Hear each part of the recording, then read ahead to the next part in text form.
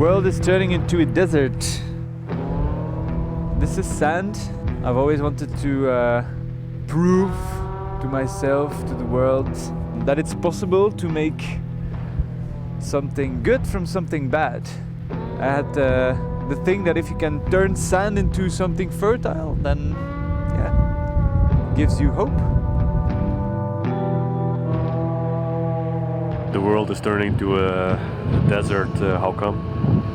Well, the United Nations predict that 90% of the planet will be turned into wasteland, degraded land, if you don't do anything by 2050, so that's less than 30 years. And if we still want to have food, we have to rethink the way we grow food, because it's the way we're growing food today that's turning the world into a desert.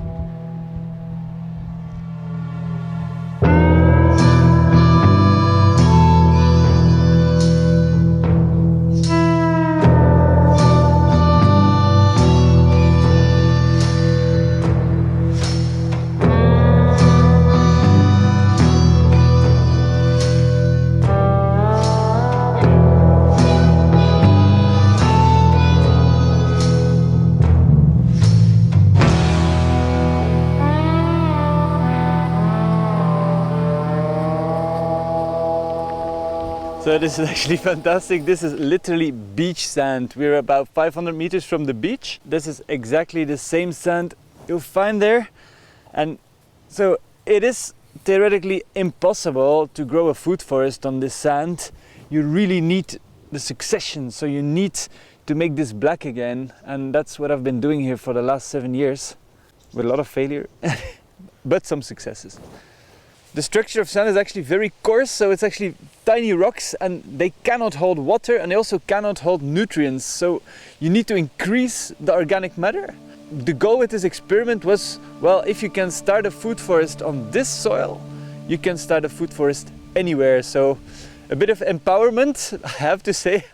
Some things worked and that's exactly what I want to share.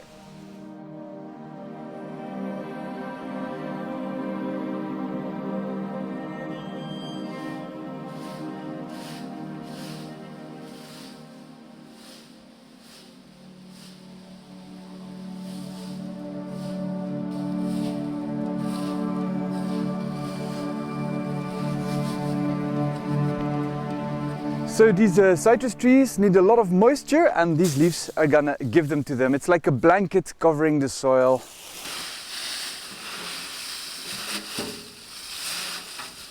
So these leaves are actually gonna protect the soil against extreme temperatures. If there's any frost, it will protect the roots. It will also feed the earthworms and the earthworms will make this soil black again.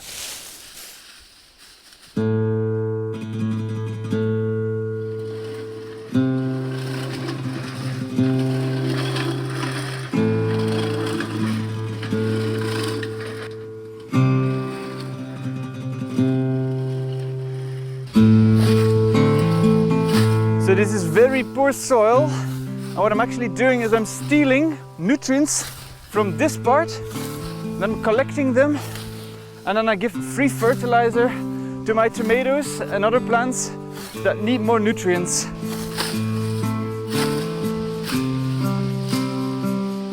So this is Fallopian, and it's a very invasive weed, and you can be angry at it, which sometimes I am, I have to admit. But the nice thing is it's actually free nutrients growing very fast. So you can remove them and then put them somewhere where you need more nutrients. So in my case, I'm actually pretty happy with it. You have to make this mental click.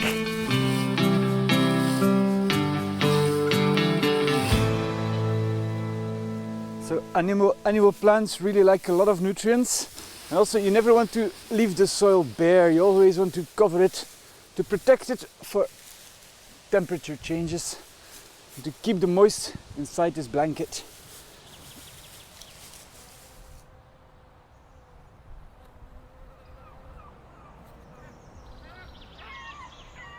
Well, I was inspired by a forest actually. A forest doesn't need any fertilizers, pesticides, watering, and I saw all these different layers, and so I decided to create a food forest.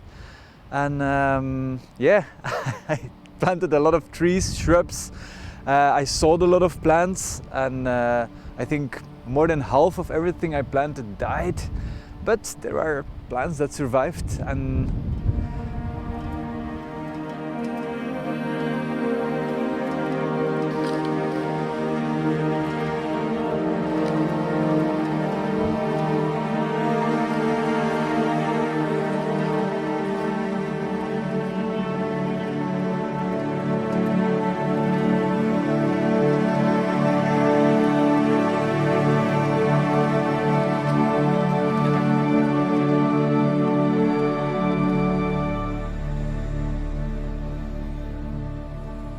so this is the Jerusalem artichoke. There's going to be little sunflowers here. The thing is, they grow very high and they protect the trees from wind. We're near the sea, so there's a lot of wind. They protect the soil from the sun, and they also are one of the most fantastic soil builders you can imagine, because they have wonderful roots. To be honest, this is really my biggest secret into regenerating this dune. So what are you doing now? So I'm harvesting them, and these are the ones that you can eat. So now they're still very young, but you can already eat them in salads just like this. So you can see that the soil is already much better. You can still see the sand inside, but because of the Jerusalem artichokes and all the organic matter I've put here, it has really become more black, and this way it can sustain these beautiful strawberries next to it, the pear and apple trees. So we are really building up this soil.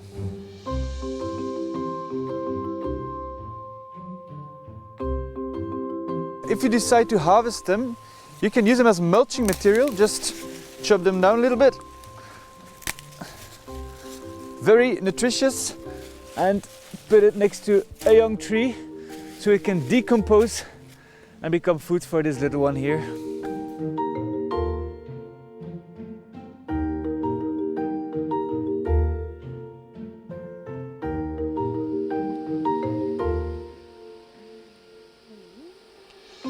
So a lot of people really see these nettles as a weed, but what they don't know is that they're one of the most nutritious and even medicinal foods you can find. So right now I'm harvesting the seeds. You can eat the seeds raw, just like this. You can mix them in salads, very, very healthy. What people don't know is that you can grow as much protein per hectare, per acre, as you can grow with soy. Soy and nettles, they produce about 450 kilograms of proteins per hectare. This is amazing, and people are just getting angry at them, but they're actually free food. So I'm harvesting the seeds, and I'm also harvesting the leaves, because from the leaves you can make delicious nettle soup or nettle pesto. The trick is you have to pet them like you would pet a cat in the right direction, and then you don't get any stings.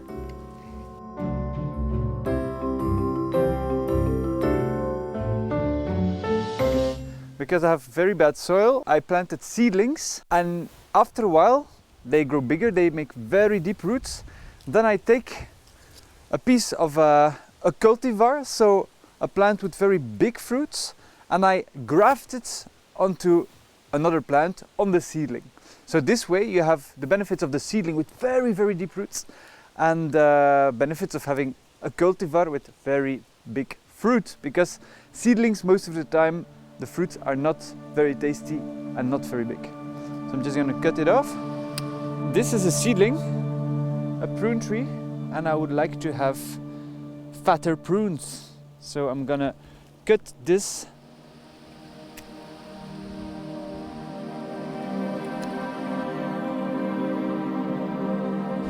And the most important thing is that the cambium from one tree touches the cambium of the other one. And this way you can take, for example, a hawthorn tree from your garden that's just giving these tiny red berries, but you can graft the Mexican hawthorn on it, and this way you'll have huge berries. So you can turn your decorative plants into edible plants with delicious fruit.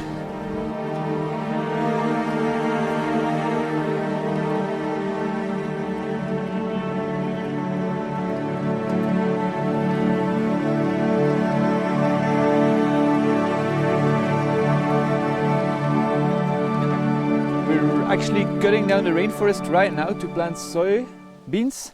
Why? Soybeans are very high in proteins, but we can also plant mulberry trees to bring the forest back and have the same amount of proteins per hectare as soybeans. So bye bye soybeans, hello mulberry.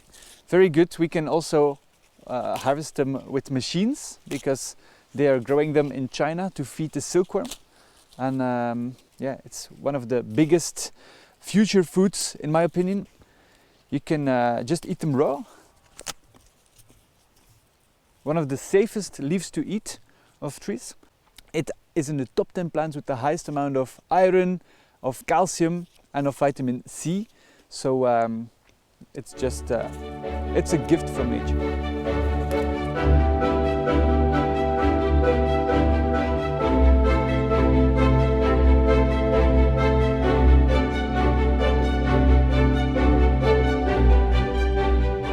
The nice thing about grapes is that they can grow on very tight spaces, What a lot of people don't know is that you can eat these leaves.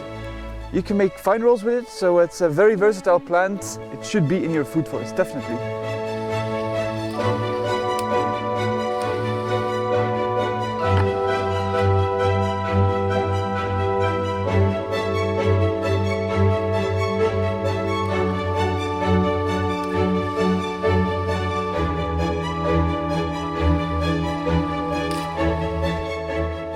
I probably won't feed the world with it, won't even feed myself with it, because I've only been doing it in my spare time. I travel a lot for work.